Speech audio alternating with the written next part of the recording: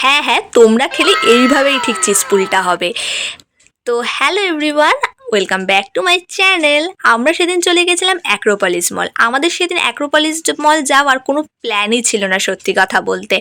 But আমরা সেদিন গেছিলাম হচ্ছে ইউনিভার্সিটি, কিন্তু ওখান থেকে হুট করে মনে হলো চল পিৎজা খাওয়া যাক। তো তাই জন্য চলে গেছিলাম অ্যাক্রোপলিস মল।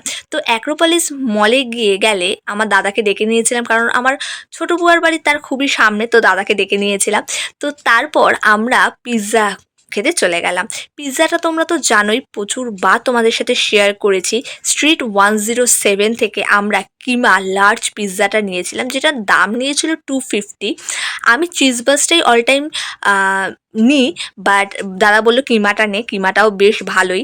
তো আমি ভেবেছিলাম চিজ বাসটা নিয়ে নিই, কিমাতে হয়তো চিজটা একটু কম থাকবে। না, বেশ ভালোই চিজ, তোমরা তো দেখতেই পাচ্ছ চিজটা কি সুন্দরভাবে উঠছে। আর দুর্দান্ত খেতে হয়, যেমন সফট, আর চিকেন টপিংসে তো একেবারে ভরপুর, মানে লোডেড থাকে। আর খেতে তো এটা আমার সব সময় ভালো লাগে। মানে আমার খাওয়া যদি বেস্ট পিৎজা হয়, সেটা হচ্ছে হলো অ্যাক্রোপলিস মলের সামনে স্ট্রিট 107-এর পিৎজা।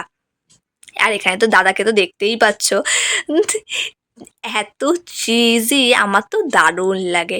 তারপর পিৎজাটা খাওয়ার পর আমরা গেছিলাম ফায়ার হাউস। ওখানে তো এই দোকানটাও তোমাদের সাথে আরও অনেকবার শেয়ার করেছি।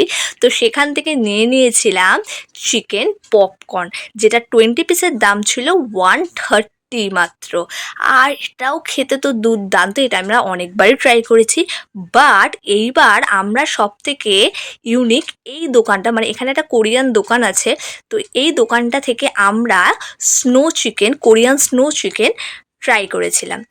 আমি ভাবতেও পারিনি এখানকার খাবার দাবারগুলো এত, মানে সস্তায় এত ভালো এরা দেয়। এই কোরিয়ান স্নো চিকেন 8 পিসের মনে হয় বেশি দিয়েছিল। এটার দাম নিয়েছিল মাত্র 99। ভাবতে পারছো, জাস্ট 99।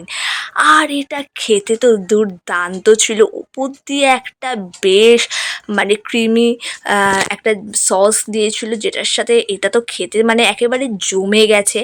আমরা গেলে এটা তো আবার ট্রাই করব। আমরা সেদিন এত খেলাম, মানে আমরা 3জন মিলে আর বাড়িতে গিয়ে ডিনারই আমাদের করতে হয়নি। আমাদের পেট তো ফুল লোড, প্রত্যেকটা খাবারই দুর্দান্ত ছিল। এইভাবে সারাদিন খুব আনন্দ মজা করে কেটে গেল।